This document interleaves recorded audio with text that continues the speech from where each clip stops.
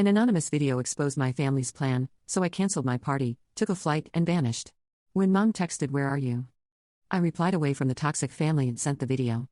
They were shocked and started calling, but the late afternoon light spilled through my kitchen window, soft and golden, catching the edges of the crystal glasses I'd lined up along the counter.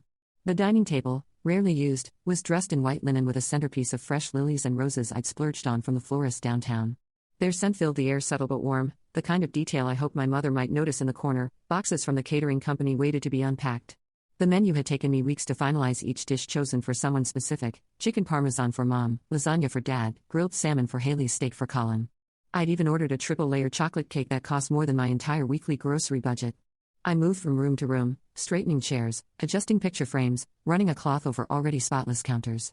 My little house, modest but tidy, felt almost grand today. It had to. We hadn't all been together in months, and I wanted tonight to be a reminder to them and to myself that we were still a family. The guest list was just us, no friends, no colleagues. I'd never liked big crowds, and my family always said they understood that a small, private evening meant less noise, more space for real conversation. At least that's what I told myself. In the quiet, I caught my reflection in the living room mirror. My hair was pulled back neatly. My sweater a deep green that brought out my eyes, not glamorous, but presentable. I smiled, imagining the warmth of seeing them all walk through the door, the clink of glasses, the sound of laughter I believed would be shared with me, not at my expense. I checked my phone for the delivery confirmation. Everything was on schedule for Saturday afternoon, hours before the 5 p.m. arrival time I'd given them. I pictured us around this very table, plates full, wine glasses catching the light.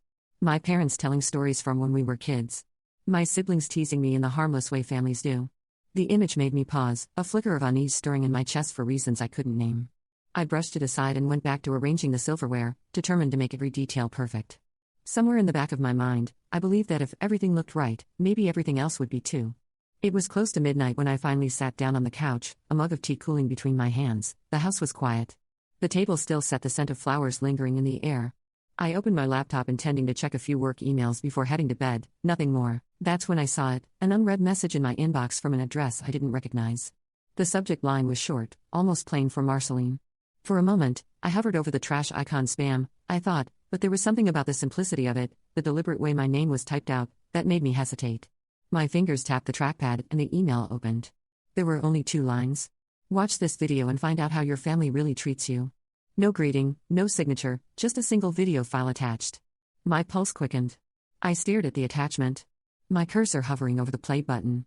A dozen reasons not to click it ran through my mind: viruses, scams, bad jokes. But curiosity had already taken root. I clicked the video player, opened the image, grainy, colors muted. It took several seconds for the scene to sharpen, and with each pixel that resolved, an uneasy heaviness settled in my chest. I recognized the kitchen first, bright cabinets and the scuffed wooden table at my sister's apartment. Around it sat my parents, Haley and Colin, wine glasses and beer bottles scattered between them. Their faces were flushed, their voices overlapping in drunken ease. I leaned closer, my hand tightening around the mug until it ached.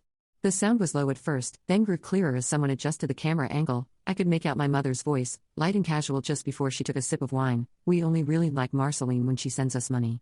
The words seemed to hang in the air, suspended between the screen and my ears, impossible to pull back. I didn't move, didn't breathe, as my father lifted his bottle in a mock toast and answered her. My father. Laugh followed his toast, deep and careless, as if my life had been reduced to a private joke they'd shared 1,000 times before. "Yeah," he said, "the more money she sends, the more we like her."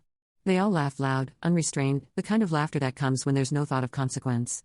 Haley leaned back in her chair, wiping at the corners of her eyes. "Oh my God, you're terrible," she said between giggles, "but seriously, it's so funny watching her try to dress up for things she has zero taste.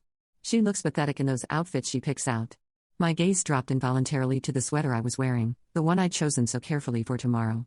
Colin shook his head, grinning, "And I can't believe she's having her birthday at home instead of taking us somewhere nice. What's the point of having money if you don't spend it on us? She's probably just too afraid of big crowds." Haley added with a smirk. More laughter, then Colin shrugged. "The best part is we don't even have to give her expensive gifts. Honestly, I don't want to give her anything." Haley jumped in eagerly. "Right? She gives us way too little. Anyway, all she covers is rent and maybe throws me 100 or 2 extra. It's not enough." I felt my stomach twist.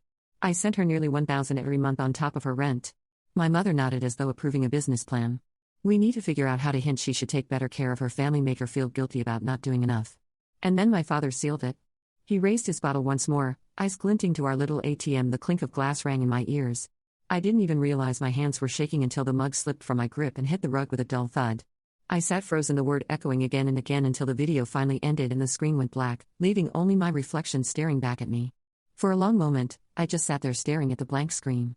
The word ATM ricocheting inside my head, the ache in my chest was sharp, but it wasn't the familiar dull hurt I'd learned to live with. This was cleaner, hotter, anger that cut through the fog of years. I thought about the teenage shifts at the diner while my friends went to football games, the scholarships I fought for so my parents wouldn't have to pay a cent for my education, the freelance projects I took on instead of going to parties, every rent payment, every emergency transfer, every time I said no to something I wanted because they needed more and for what, so they could toast to how much they liked me when the checks cleared. Confrontation would give them the stage, let them twist my reaction into proof that I was overreacting. No, silence would be louder.